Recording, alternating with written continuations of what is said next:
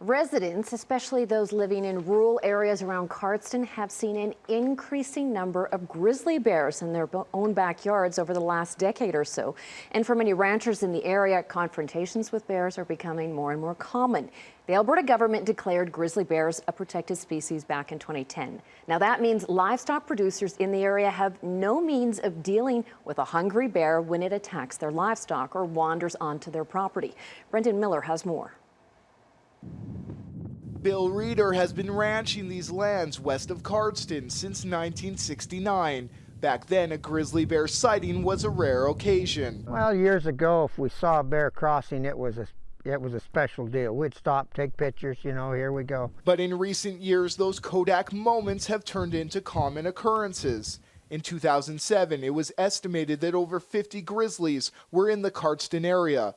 The most current DNA data shows there were 128 confirmed bears in the area at one point in time. All right, that's a cow right by the summer pasture, and that's a picture off a trail cam that I had set up. This photo was taken in 2012. It shows a large grizzly bear walking along this pasture, where Bill's livestock once grazed, but now avoid because of the bears.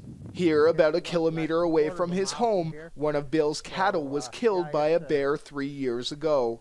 It's too close for comfort. We've had close encounters with kids, and we're going to have more, and we're going to have serious problems if we're not careful.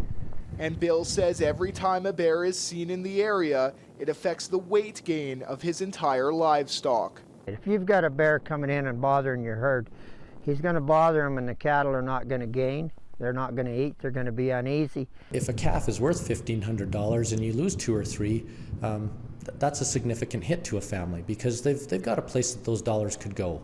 That's why the Waterton Biosphere Reserve hosted an information session earlier this month to discuss the problems ranchers are facing and to go over a proposal that would see better compensation. We are totally different than a lot of different areas in Alberta. We've got more confrontations in this area and more accidents, more damage than most areas in Alberta.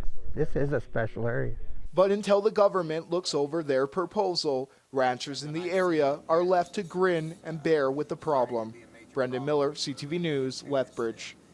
Now, ranchers are asking the government for an easier process and more compilation when their livestock are killed by bears, wolves, and cougars. They expect to hear back from the government early in the new year.